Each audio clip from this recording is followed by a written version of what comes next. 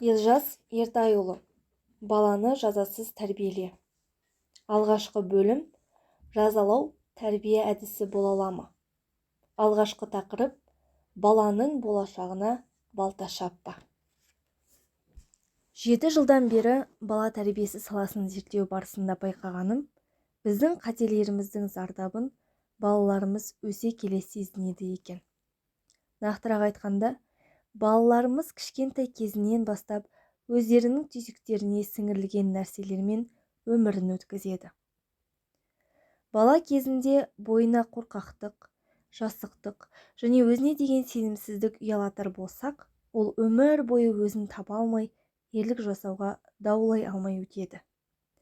Ал керісінше, жақсы қасиеттерді сіңірсек, ол қасиеттер оны шыңға сүйреп шығарар көмекшілеріне айналмақ. Егер балаңыздың болашағына балта шауып, ертеңін қараңғы түнекке айналдырғыңыз келсе, мына 3 нәрсені сезіндіріңіз. Бірінші, қадірсіз сезіну. Екінші, кінәлі сезіну. Үшінші, жеткіліксіз, кем сезіну. Міне, осы 3 нәрсені сезінген бала өзін бақытсыз сезінеді және өмірден өз кетігін тауып, кірпіш болып қалануда қиналады. Осы 3 нәрсе оның жағасына жабысып, төрдегі басын табалдырыққа сүйрейді.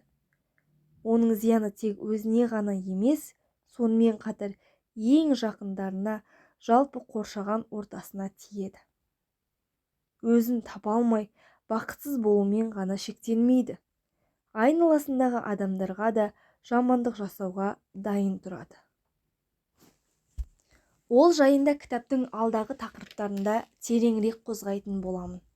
Ал қазір жоғарыдағы 3 сезінуді жеке-жеке түсіндіріп өтейін. Бірінші, қадірсіз сезіну.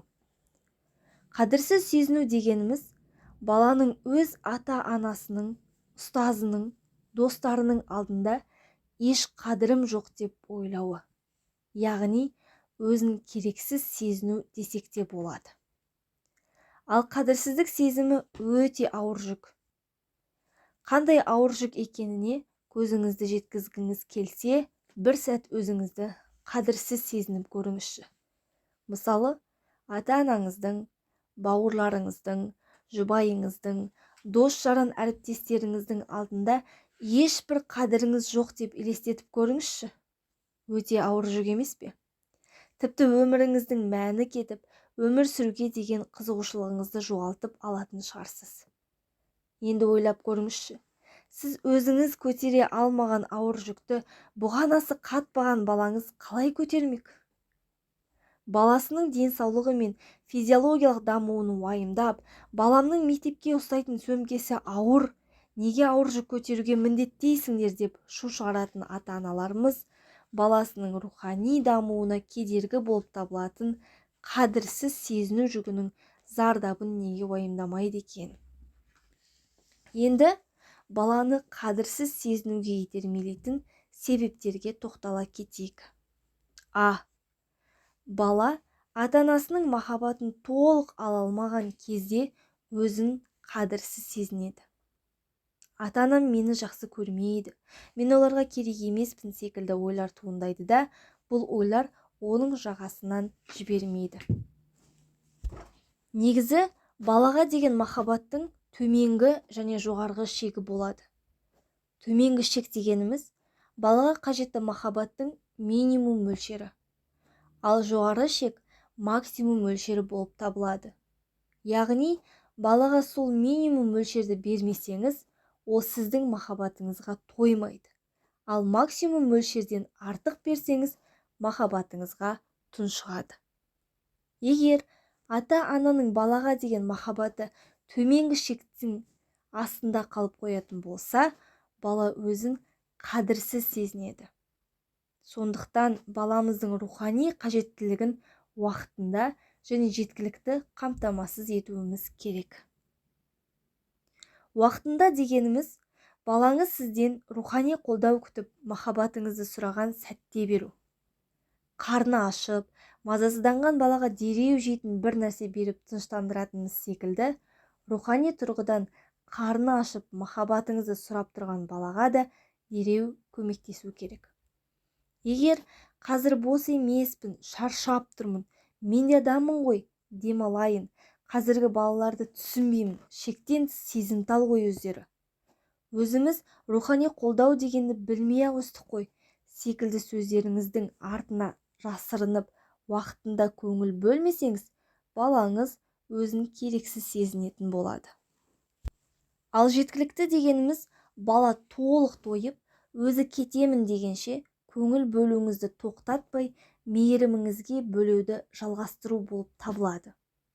Қарны ашып, енді дастархан басына отырған балаға бір үзім нанды ұстатып, болды, енді барып ойна деп тұрғызып жіберудің дұрыс болмағаны секілді, рухани қолдау алуға келген баланың да толық қолдауды алып, рухани тұрғыдан тойуын күтпей, болды, бар ойна деп қууымыз да дұрыс емес. Бала тойған кезде қумасаңыз да өзі-ақ кетеді. Нақты мысал берер болсам, сізге балаңыз келіп, мені құшақташы деді. Егер сіз қазір бос емеспін, өзің құшаққа тоймайды екенсің, сен жігітсің ғой, құшақтаған несі? Деген сөздеріңізбен балаңызды құшақтаудан бас тартсаңыз, уақытында көңіл бөлмеген болып есептелесіз. Қой, уақытында көңіл бөлейін деген оймен баланы құшақтадыңыз, бірақ бала сіздің құшағыңызға тойып үлгермей жатып, болды, енді бар, ойыншықтарыңмен ойна деп қуатын болсаңыз, сіз жеткілікті көңіл бөлмеген боласыз. Негізінде бала өзі келіп құшақтауыңызды сұрағаны секілді, сізден толық жылуды алып болған кезде сіздің құшағыңыздан шыққысы келіп жіберуіңізді сұрайды. Ең бастысы, баланы дұрыс тыңдап, оны дұрыс түсіне алу керек. Баланы қадірсіз сезінуге итермелейтін себеп баланы жақсы көру өте маңызды. Дегенмен, жақсы көргеніңізді дұрыс көрсете алу да үлкен өнер. Негізінде, баланы жақсы көрмейтін ата-ана жоқ шығар. Баланы жақсы көру сезімі бізге еңбектеніп, тырысуымыз арқылы келмейді. Ол тікелей Алла Тағала тарапынан тегін беріледі. Ал жақсы көретінімізді дұрыс көрсете алу еңбекті, білімді қажет етеді.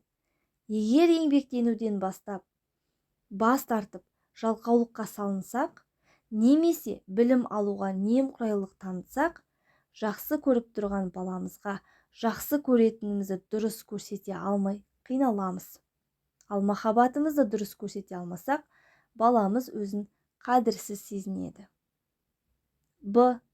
Баламызбен қарым-қатынасымызда ұрысу, ұру, жазалау секілді жағымсыз әдістерді қолдануымыз баламызды өзін қадірсіз сезінуге итермелейді. Бұның себебін кітабымыздың алдағы бөлімдерінде толық ашып айтатын боламын. Өзінен кіші бауырының дүниеге келуі де себеп бола алады. Егер ата-ана кішкентай сәбиге ғана көңіл бөліп, үлкендерін ұмытып кетсе, олар өздерін қадірсіз сезінеді және қызғаныш сезімдері оянады. Екінші, кінәлі сезіну. Егер ата-ана баланың істегендеріне, қылықтарына, немесе айтқан сөздеріне көңілі толмай, оны кінәлай беретін болса, онда бала өзін кінәлі сезінетін болады. Кінәлі сезіну де баланың болашағына балта шабатын өте ауыр сезім. Ол сезім баланың балалық шағын қиындатқаны секілді өмір бойы оның жағасынан түспейді. Адамдармен, жұбайымен және балаларымен қарым-қатынасында өзінің кері әсерін тигізеді. Адамдардың сынын қабылдай алмай, бірден қорғанысқа көшеді, ақтала бастайды. Тіпті бұлқан-талқан ашуланып шығуы ғажап емес.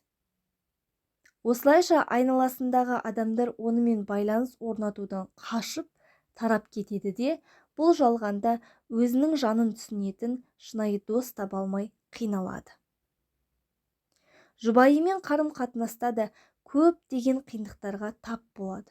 Жұбайымен отырып жайбарақат, уайымсыз әңгіме-дүкен құруы өте қиын. Өйткені жұбайының кез келген сөзін кінәлау деп қабылдап, қорғанысқа көшеді. Немесе жұбайы оның мінін тауып, бетіне басады деп қорыққандықтан өзін еркін ұстай алмайды, тікенектің үстінде тұрғандай қиналады. Ал балаларымен қарым-қатынасқа келер болсақ, өзінің әке-шешесінен көрген кінәлау әдісін өз балаларына қолданады. Яғни баланы кінәлап, ұялту арқылы тәрбиелеп, оны шабыттандырып отырғысы келеді. Дегенмен, уақыт өте келе баласының өзіне деген сенімін жойып, жасы қылып тастағанын байқап қынжылады. Кінәлаушы ата-ананың ең көп сұрайтын сұрағы неге екені белгілі. Атап айтар болсақ, неге істедің, немесе неге істемедің болып табылады. Осы неге деген сұраққа әбден таланған бала, неге деген сөзден қорқып, еркін қадам жасай алмайды. Өз бетімен ерлік жасап, жеңіс туын тіге алмайды. Өскенде де неге деген сұрақты естісе, оны өзінің жеке басына жасалып жатқан шабуыл деп қабылдайды да, дереу қорғанысқа көшеді, немесе қарсы шабуылға шығады. Өмір бойы осындай уайыммен өмір сүрген адамды бақытты деп айта аласыз ба? Өзін кінәлі сезініп өскен адам сын көтере алмайды деген едім. Ол әбден таланғандықтан өзіне бағытталған сын пікірлерді қабылдай алмайды. Бұл оның өзін керемет сезінгенінің белгісі емес, керісінше өзін өзі бағаламаудың, өзін қадірсіз сезінуінің белгісі. Енді ол сын қабылдай алмағандықтан ешқашан өзінің кемшіліктерін түзете алмайды және дамымайды. Тіпті ол өз-өзін сынап, қателерін анықтап, оларды түзетуге қадам жасай алмайды. Сондықтан да өзін кінәлі сезініп өскен адамдар кінәні әрқашан басқалардан іздейді. Адамдармен диалогта бірден кінәлаушы сөздер қолданады. Қысқасы, кінәлі сезіну адамды өмір бойы азапқа салатын, өмірінен ләззат алуына мүмкіндік бермейтін өте ауыр сезім. Балаңыздың болашағы жарқын болғанын қаласаңыз, онда балаңызды кінәламаңыз. Үшінші, жеткіліксіз кем сезіну. Бала ата-анасының, ұстазының, немесе кез келген үлкен жақынының көңілінен шыға алмай, олардың қойған талаптарын дұрыс орындалмай, қиналған кезде өзін жеткіліксіз және кем сезінеді. Мен істей алмадым, демек менде проблема бар. Мен қалыпты емеспін, жеткіліксізбін, бір нәрсе жетпей тұр деген ойлар оны жей бастайды. Осы ойлар арқылы оның өзіне деген сенімі азайып, өзін төмен бағалайтын болады. Енді баланың жеткіліксіз сезінуге итермелейтін жағдайларға тоқтала кетейік. Мен сенің жасыңда деп басталатын әңгімелері арқылы баласына қысым жасайтын мақтаншақ ата-ананың баласы өзін жеткіліксіз сезінеді. Мысалы, анасы қызына, мен сенің жасыңда қамырды елеп, нанды жайып қоюшы едім десе, әкесі ұлына, мен сенің жасыңда бір қолыма балғаны, екінші қолыма шегені алып, сынған есікті өзім-ақ жөндеп тастаушы едім деп қысым жасап жатады. Енді осы сөйлемдердің жалғасына назар аударайықшы.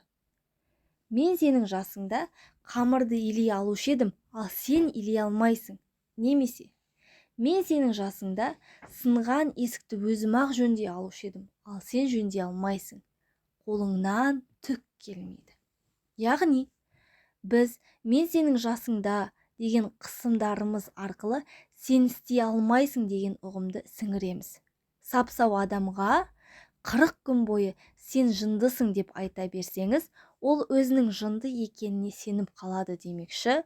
Балаңызға да сен істей алмайсың дей беретін болсаңыз, ол да өзіне деген сенімінен айырылып, өзін жеткіліксіз кем сезіне бастайды.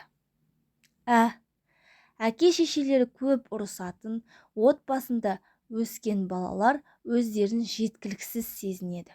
Себебі бұны көрген бала қатты қынжылады және оларға көмектесіп, мәселелерін шешіп бергісі келеді. алайда оны шешуге шамасы жетпейтін болғандықтан өзін жеткіліксіз сезінеді. Б.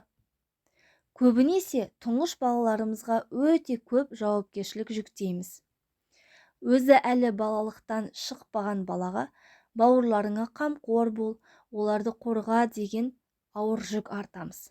Балаларда 7 жасқа дейін логикалық ойлау, 9-12 жасқа дейін аналитикалық ойлау толық қалыптаспайтын болғандықтан бауырларын қорғау мен оларға қамқор болудың мәнін толық түсіне алмайды. Осылайша ауыр жүктің астында езілген кішкентай бала өзін жеткіліксіз сезінеді. В. Аналары тарапынан өскенде мені бағасың, мені қорғайсың секілді жауапкершілік жүктелген ұлдар өздерін жеткіліксіз сезінеді. Жоғарыда айтқанымдай, балаларда 9-12 жасқа дейін аналитикалық ойлау толық қалыптаспайды. Сондықтан да ол ертең мен өсемін, мамандық иесі боламын, жұмыс іздеп табыс табамын, сол кезде анамды баға алатын боламын деп ойлай алмайды. Ол тек сол сәтін ойлап, менің қолымда ешқандай күш жоқ қой, мен анамды қалай бағамын деп сары уайымға салынады. Бірақ менің анам ақылды ғой, ол бағасын дегеніне қарағанда мен баға алу керек едім. Баға алмағаныма қарағанда менде бір нәрсе дұрыс емес деп өзін жеткіліксіз сезінеді. Жоғарыда айтылған 3 нәрсені балаңыздың бойына байқамай немесе әдейілеп сіңіріп қоятын болсаңыз, оның болашағына балта шауып, өмір жолын қиындататыныңызды естен шығармаңыз. Кітабымыздың алдағы тарауларында осы нәрселердің зардабын толығымен түсіндіріп талқылайтын боламыз. Енді балаларымыздың болашағына балта шабуға итермелейтін, яғни жоғарыдағы 3 сезінуді сезінуге себеп болатын әрекеттерді атап өтейік. Ескерту, салыстыру, айғайлау, ұрысу, ұру, жазалау, кінәлау, ренжу, сыйлық беру. Бұл жерде айтылғандардың ішінен ренжу мен сыйлық беруден басқаларының баланың дамуына кері әсер ететін қысым екені түсінікті шығар деп ойлаймын. Ренжу мен сыйлық берудің қандай зияны бар екеніне тоқтала кетейік. Ренжу дегеніміз психологиялық қысым болып табылады. Яғни ренжудің астарында баламен байланысты үзу, елемеу, оны жоқ деп қабылдау жатыр. Ал адам баласы үшін ең ауыр жүктердің бірі жоқ болу, яғни еленбеу. Өйткені адам баласы жақындарының өмірінде бар болып, өзінің арнайы орны болғанын қалайды, өзін қадірлі сезінгісі келеді. Сыйлық беру. Жалпы, сыйлық беру жағымды, жақсы нәрсе екенін бәріміз білеміз. Бірақ кейде оны жағымсыз әдіс ретінде қолданатынымыз да өтірік емес. Атап айтар болсақ, 20 оқушысы бар сыныпта 2 оқушыға қандай да бір жетістігі үшін сыйлық беру қалған 18 балаға психологиялық қысым болып табылады. Яғни 18 балаға сендер жетістікке жете алмадыңдар, сендердің қолдарыңнан келмеді деген хабарлама жіберіп, оларға психологиялық қысым жасалған болады. Және ол балалар өздерін жеткіліксіз сезінетін болады. Немесе отбасында 4 баланың біреуін марапаттау арқылы қалған 3-еуіне психологиялық қысым жасап жатқаныңызды естен шығармағаныңыз жөн. Сонымен қатар, сыйлық арқылы баламызды сатып алуға тырысатын кездеріміз де жоқ емес. Мысалы, баланы балабақшадан алып жатып, егер үйге дейін жыламай барсаң, мен саған кәмпит беремін деу арқылы оны сатып алуға тырысамыз. Мектеп жасындағы балаларға осы 90 сабағыңды 5-ке оқысаң, саған планшет алып берем деп айтуымыз да сыйлық беруді жағымсыз жолда қолдану болып табылады. Кітабымыздың алдағы бөлімдерінде жоғарыда аталған қысымдардың барлығын шартты түрде жаза деп атайтын боламыз. Бәрін қайта-қайта дізіп жаза бермеу үшін осындай ортақ атау енгізуді жөн көрдім. Сондықтан да жаза деген кезінде тек қана бұрышқа тұрғызу секілді жазаны ғана емес, жоғарыда аталған қысымдардың барлығын бірге ойлауыңызды сұраймын. Келесі тақырып жаза немесе қысым.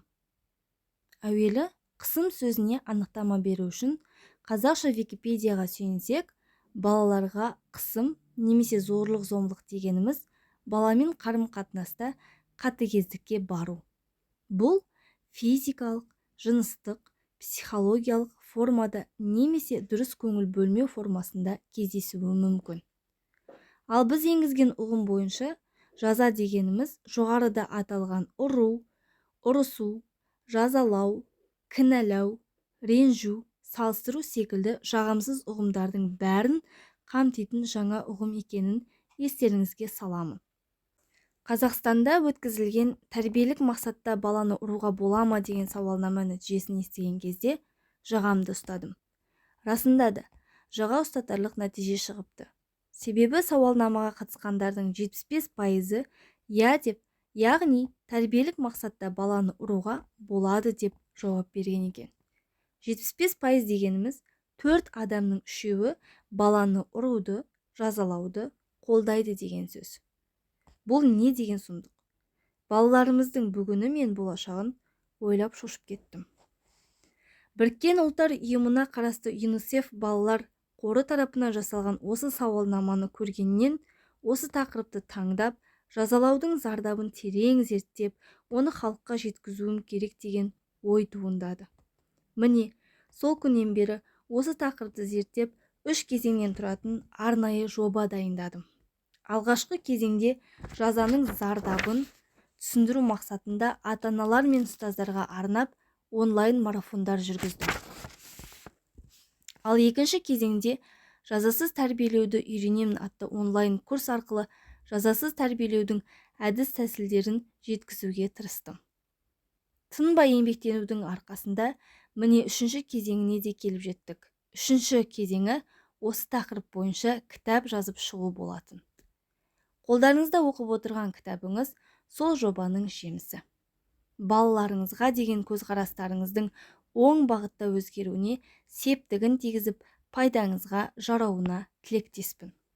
Жекеме келіп түсетін сұрақтардың ішіндегі мені ең көп таңғалдыратын сұрақтардың бірі баламды қалай дұрыс жазаласам болады. Яғни, ата-аналар баланы тәрбиелеу мақсатында жазалауға болады деп есептегендіктен осы бір сұрақты жиі сұрап тұрады. Негізінде, дұрыс жазалау деген тіркестің қатар қолданылуының өзі қате. Жазалау дұрыс болмағандықтан дұрыс емес нәрсенің дұрысы болмайтыны айдан анық. Өкінішке орай балаларымызды жаза арқылы тәрбиелеп, өзімізге бағынышты халге келтіргіміз келгендіктен дұрыс жазалау әдістерін іздеп әлек боламыз. Тіпті кейбіреулер жаза арқылы баласын қалай тәрбиелегенін айтып, мақтанудан да тартынбайды. Осы мақтанып жүрген ата-аналар кітабымыздың алдағы бөлімдерінде айтылатын жазаның зардаптарын оқыған соң өкініштен өзегі өртеніп, ұялғаннан кірерге тесік іздеп кетеді деп ойлаймын. Келесі тақырып жазалау тәрбие тетігі ме?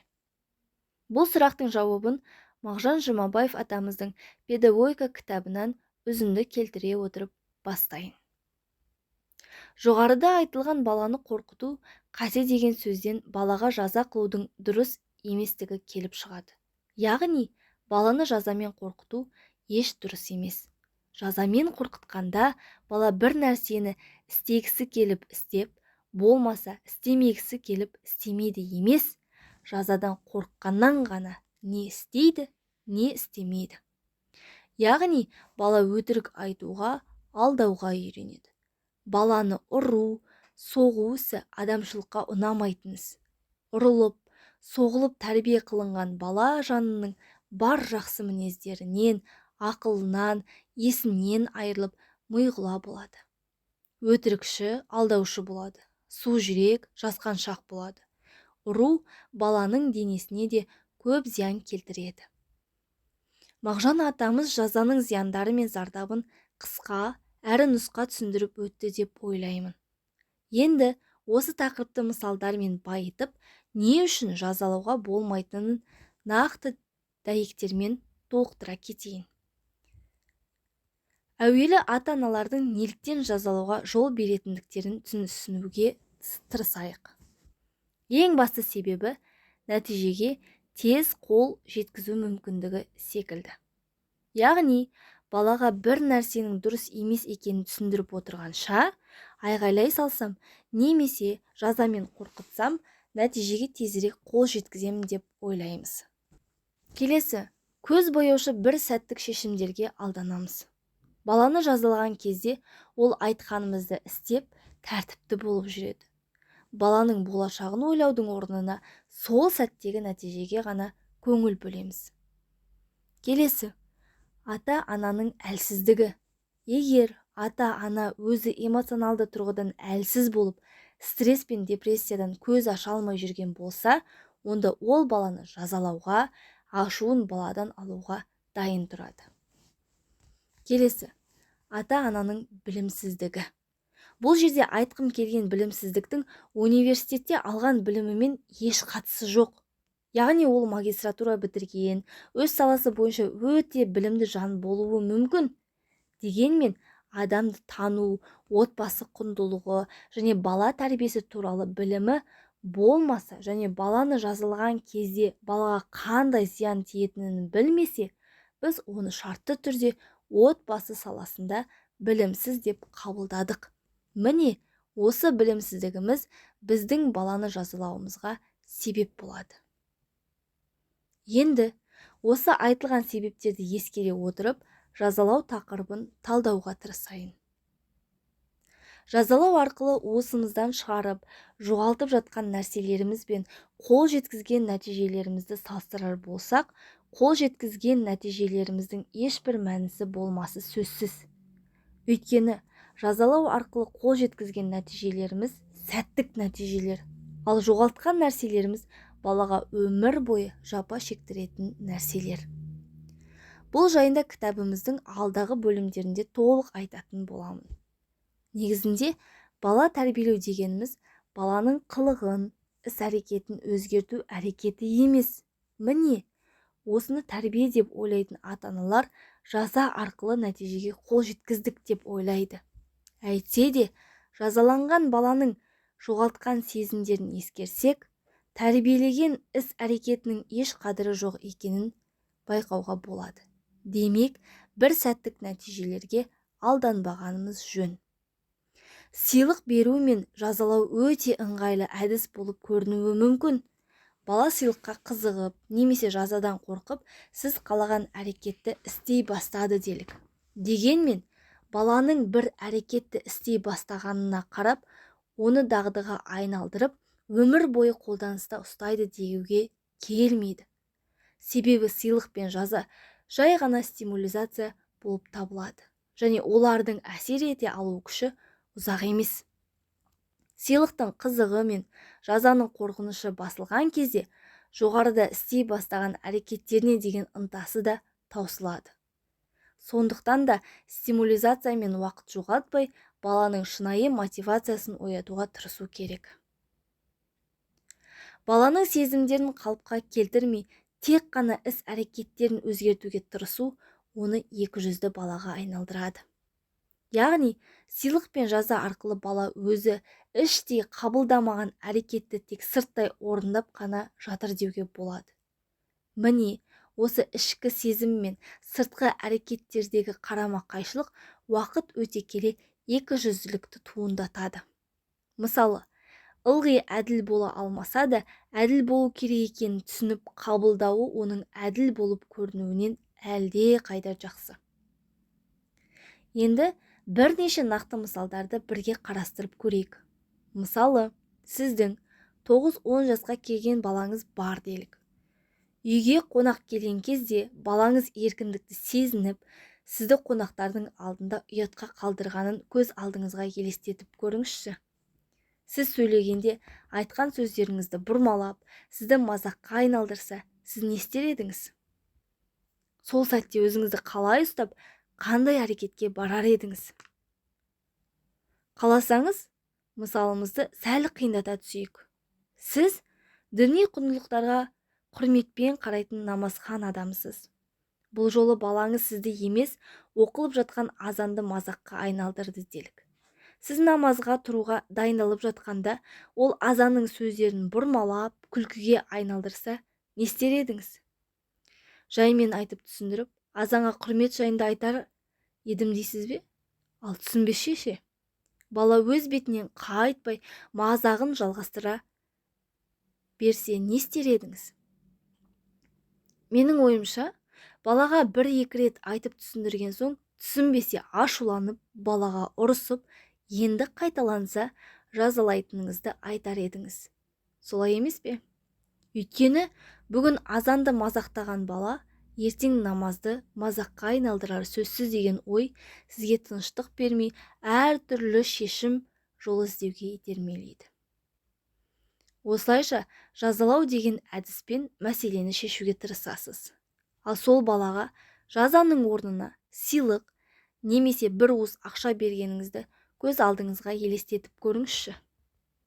Бере алар ма едіңіз? Сыйлық берген несі деп ойлап отырған шығарсыз, е? Әрине, сіз бұл әдіспен келісе алмайсыз. Өйткені бала қателескен кезде оны күшпен басып отырмаса, ертең бетімен кетіп қалады деген қорқынышыңыз бар емес пе? Дәл осындай жағдай пайғамбарымыздың кезеңінде орын алса, пайғамбарымыз саллаллаху алейхи уассалам не істер еді? Қалай әрекет етер еді? Осыны ойлап көрдіңіз бе? Бір сәт қиялға беріліп, өз әрекеттеріңізбен пайғамбарымыздың саллаллаху алейхи уассалам істеуі мүмкін деген әрекеттерін салыстырып көріңізші. Қанша пайыз сәйкестік таба алдыңыз? Сіз сәл қиялдай тұрыңыз. Мен пайғамбарымыздың саллаллаху алейхи уассалам өміріне көз жүгіртіп, нақты дәйек табуға тырысайын. Тура осы жағдай пайғамбарымыздың саллаллаху алейхи уассалам кезеңінде де болған екен. Бір күні азан оқылып жатқан кезде бір топ бала оқылып жатқан азанды ойынға айналдырып, азан шақырушыны мазақтап жатыр еді.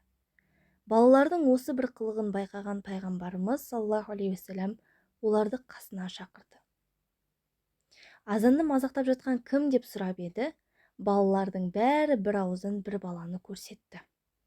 Пайғамбарымыз саллаллаху алейхи уассалам балаға бұрылып, дауысын қандай әдемі еді, маған азан оқып берші деп өтініш жасады. Азанды мазаққа айналдырған бала азанның сөздерін білмеуші еді, ұялып кетті. Мейірім пайғамбары саллаллаху алейхи уассалам балаға күлімсіреп қарады да, өзі азан оқып берді. Одан кейін, ал енді қайталай ғой деді. Бала естіген азан сөздерін есіне сақтай алғандарын қайталап айтып берді.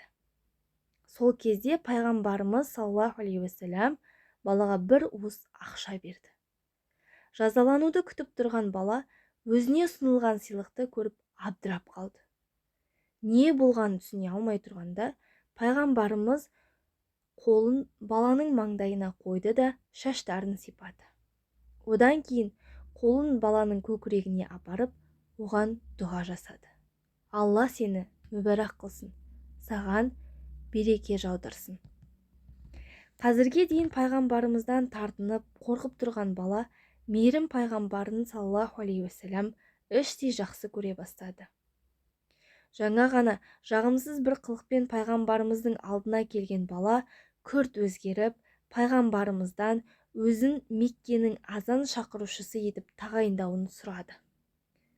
Баланың осы бір шынайы өтінішін естіген пайғамбарымыз саллаллаху алейхи уассалам оған күлімсіреп, мейіріммен қарады. Әрине, оның саф, тап-таза өтінішін жерге қалдырмады. Бала Меккенің азан шақырушысы болды.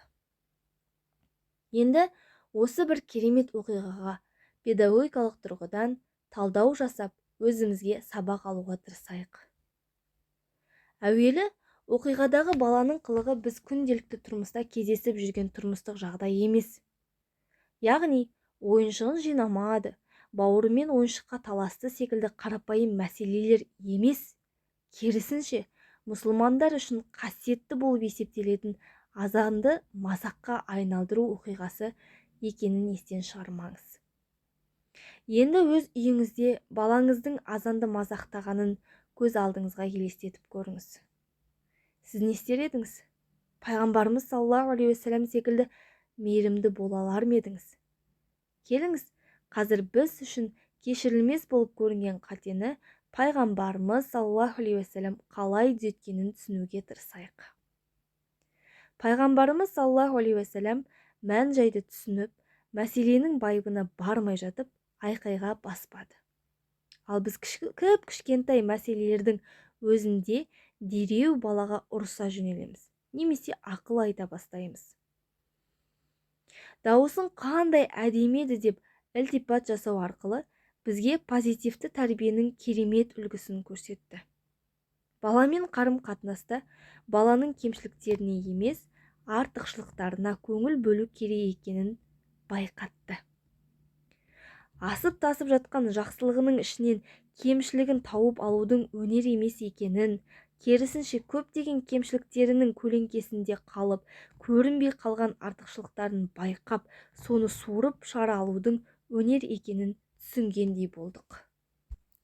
Баламен қарым-қатынаста оның қателерін бетіне басып, оны ұялтқаннан гөрі артықшылықтарын қолдана отырып, онымен байланыс орнатуға тырысқан жөн. Маған азан оқып берші деп өтініш айтуын біздің түсінуіміз өте қиын. Өйткені біз бала бір нәрсені дұрыс істемесе, дереу оған ескерту жасап, оны екінші рет қайталамауын шегелеп айтамыз. Қайталанса, әдетке айналып кетеді деп қорқамыз. Бірақ пайғамбарымыз саллаллаху алейхи уассалам азанды қайта оқып беруін сұрау арқылы оның қабілетіне, яғни дауысының әдемілігіне назарымызды аудартуда. Баладан азан оқуын сұраған кезде ол қатты ұялып кетеді. Өйткені ол азан сөздерін жатқа білмеуші еді. Оның қысылғанын көрген мейірім пайғамбары саллаллаху алейхи уассалам әуелі азанды өзі оқып береді де, артынан қайталауын сұрайды. Бұл жерде де бала тәрбиесінің өте үлкен қағидасы жатыр. Біз көбіне балаға талап қоямыз, бірақ өзіміз істеп дұрысын көрсетпейміз. Бала естігенін емес, көргенін істейді. Балаға 100 рет істе деп оны жалықтырғанша, өзіміз бір рет істеп көрсеткеніміз жөн. Әкеге қарап ұл өсер, шешеге қарап қыз өсер деген даналықты есімізден шығармайық. Азан оқып болған балаға пайғамбарымыз саллаллаху алейхи уассалам бір уыс ақша береді. Ол жерде кінәлі статусында тұрған балаға ақша беріп, ілтипат жасауы оны сол қалпында қабылдай алу дегенді көрсетеді. Яғни, баланың қылығын балалық деп қабылдау арқылы оны жазалаудың орнына оған ілтипат жасады. Өкінішке орай, біздің қоғамда баланың балалығын сол қалпында қабылдау көп кездесе бермейтін жағдай. Өйткені біз оны сол қалпында қабылдап, оған ұрыспайтын болсақ, онда ол сол әрекетті тағы да қайталайды деп қорқамыз. Міне, осы орынсыз қорқынышымыз бізді қабағы түйеулі, күлімсіреп, мейірім көрсетуді білмейтін ата-анаға айналдырды.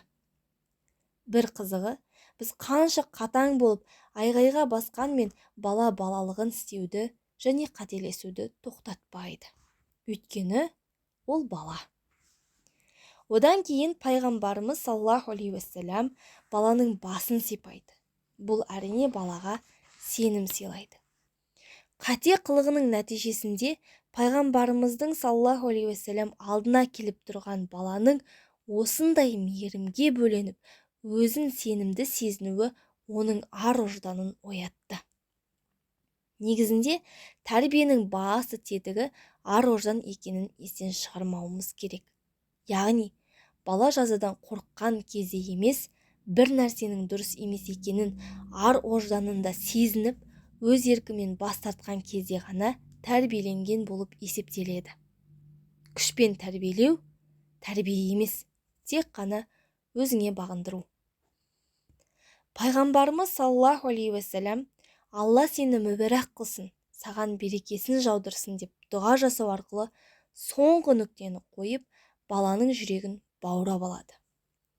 Бала тәрбиесінде дұғаның рөлі зор. Жақсы сөз жарым ырыс демекші, баламыздан әрқашан жақсы сөзімізді аямай, дұға жасауды әдетке айналдыруымыз қажет. Қараң қалғыр, тұқымың құрғыр, құрып кетсін секілді қарғыстардан сақтанып, оны жоғарыдағы керемет дұғалармен алмастырғанымыз жөн. Кейін баланың өтінішін орындап, оны Меккенің азан шақырушысы етіп тағайындайды. Азанды мазаққа айналдыру секілді үлкен қатемен келген баланы пайғамбарымыз саллаллаху алейхи уассалам өзінің мейірімі, жомарттығы және баланы сол қалпында қабылдауы арқылы толығымен өзгертеді. Осылайша баланың балалығы даналыққа ұласады. Міне, пайғамбарымыз саллаллаху алейхи уассаламның педагогикасы, оның бала тәрбиелеудегі әдіс тәсілі. Яғни ол балаға қабағын шытып, саусағын шошайтып, енді қайталасаң көкеңді танытамын демеген. Керісінше, баланың ар-ожданына апаратын каналдардың кірін тазалап, жүрекке бара жолды таба білген. Пайғамбарымыздың саллаллаху алейхи уассалам педагогикалық әдістерінің балаға әсер еткені сонша, пайғамбарымыз сипаған шаштарын өмірінің соңына дейін кескізбеген. Жасы егде тартып, қарттықтың табалдырығына жақындап қалған кезінде айналасындағы адамдардан шаштарың өсіп жаман болып тұр, шашыңды алғызсайшы уа Әбу Махзура деген ұсынысты естіп, көңіл күйі түсіп кетеді. Ұсыныс жасағандарға ол шаштарды кімнің сипағанын білмеуші ме едіңдер деп ренішін білдіреді. Міне, адам тәрбиелеу өнері. Міне сізге бала тәрбиесі. Хадис жинақтардан ақтарып, пайғамбарымыздың саллаллаху алейхи уассалам сүннеттерін қайта қарап шығайық. Оның өмірінде бір рет болсын қателескен баланы жазалағанын таба алсақ, оны балаларымыздың тәрбиесінде қолданайық. Бірақ таба алмаймыз. Қаншама жылдар бойы қарап келе жатырмын, бірақ мен пайғамбарымыздың саллаллаху алейхи уассалам баланы жаза арқылы тәрбиеленгенін кездестірмедім. Егер шынымен де жазалау бала тәрбиесінде әсерлі шешім жолы болғанында, пайғамбарымыз саллаллаху алейхи уассалам оны ең болмаса бір рет қолданар еді. Яғни, бір рет болса да баланың құлағынан тартып, немесе оған қабағын шытып, өз үмбетіне үлгі болмас пе еді. Бірақ бізге ондай үлгі қалдырмады. Өйткені жазамен бала тәрбиеленбейді. Бала жазалау арқылы адам болмайды. Жоқ, мен ұрып-соғып баламды адам қылдым десеңіз де, ол адам деген атына сай адам бола алмайды. Бала жазадан қорыққан кезде емес, ар-ожданының дауысына құлақ қойып, өз ерік-жігерімен әрекет ете алған кезде ғана шынайы адам болмақ. Қазіргі таңда жануарлар мен аңдардың өзіне жаза қолданып, оларды қинап тәрбиелеуді олардың құқығын бұзу деп есептейді. Олардың құқығын қорғаушы халықаралық ұйымдар үлкен дау көтеріп, заңмен қудалайтынын бәріміз білеміз. Енді ойлап көріңізші, жануарлар мен аңдардың өзіне тыйым салынған әдістермен біз баламызды қалай тәрбиелемекпіз? Сонда біздің баламыздың аю құрлы болмағаны ма? Келесі тақырып: баланың өміріне қауіп төніп тұрған кезде де оны шектемейміз бе?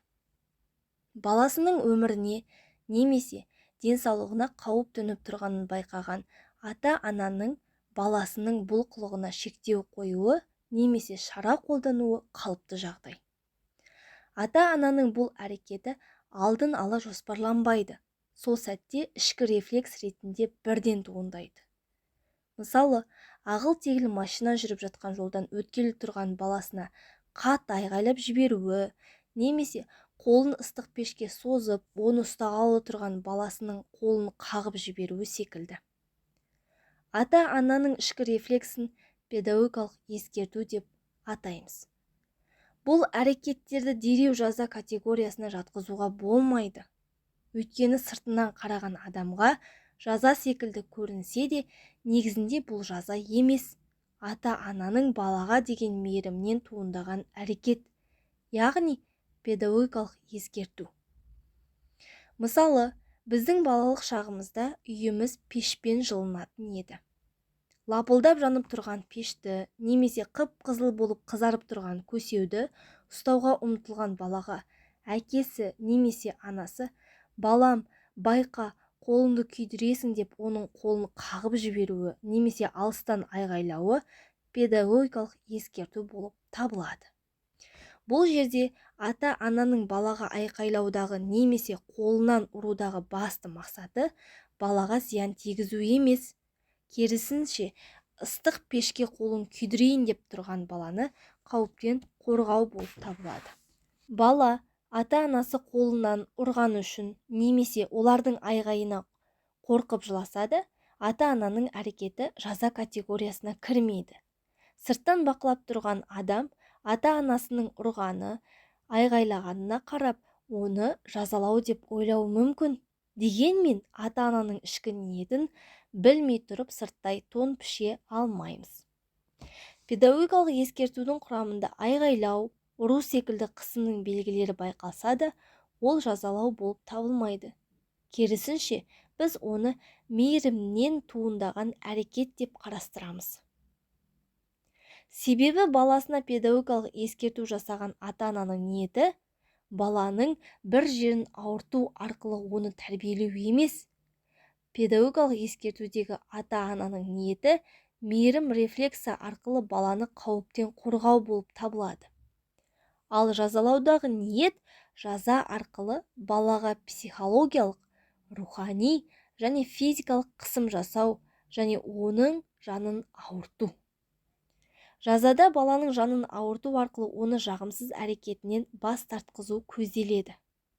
Демек, педагогикалық ескертуде мейірім, ал жазада қысым басты рөлде екен. Педагогикалық ескертуде баланың жеке басына шабуыл жасалмайды. Тек қана баланы қауіпке апара жатқан әрекетке наразылық білдіріледі. Яғни, педагогикалық ескерту алдын ала жоспарланбайды, сол сәтте рефлекс ретінде шығады. Жоғарыдағы мысалда пешке қолын күйдіргелі жатқан баланың жеке басына шабуыл жасалған жоқ. Тек қана қолы күймеу үшін пешке ұмтылуына немесе қолын созуына қарсылық білдірілді.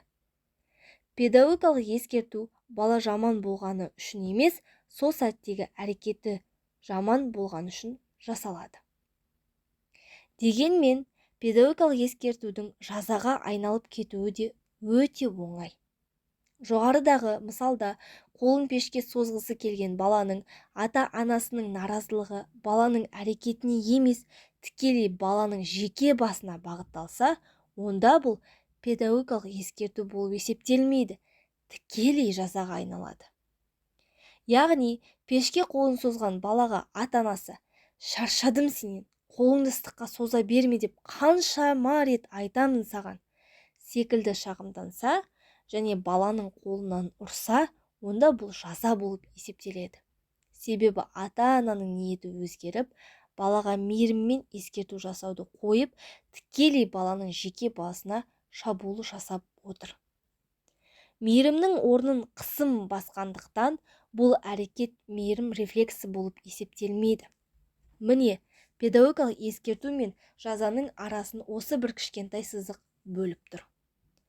Байқап отырғаныңыздай, педагогикалық ескерту мен жазаның арасын бөліп тұрған нәрсе ата-ананың ниеті.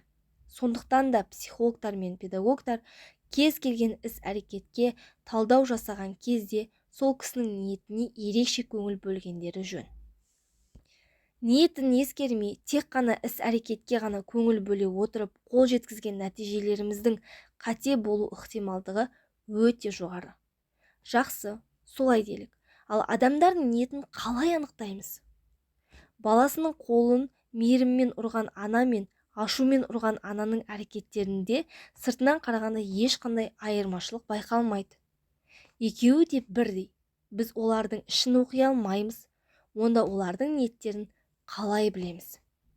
Міне, бұл қиын сұрақтың жауабын баласын ұрған ата-ананың ар-ожданынан іздейміз. Баласының қолынан мейіріммен ұрып, оны қауіптен аман сақтап қалған ата-ана бірнеше секунд өте сала баласын құшақтап, оны иіскеп, сүйе бастайды. Осылайша баланың жараланған жанын мейірімімен дереу емдеп тастайды. Ал баласын жазалаушы ата-ананың ар-ожданы оны мазаламағандықтан ол шағымын, ұрысуын, тіпті ұруын, яғни баланың жеке басына шабуылын жалғастыра бермек. Сондықтан да мейірім рефлексімен басталған әрекетіңіздің саған қанша рет айтамын, сен өзі мені тыңдамайды екенсің, осы бетіңмен жүре берсең, өмір бойы проблемадан көз аша алмайтын сияқтысың ғой, секілді шабуылға ұласып кетпеуіне ерекше көңіл бөлгеніңіз жөн.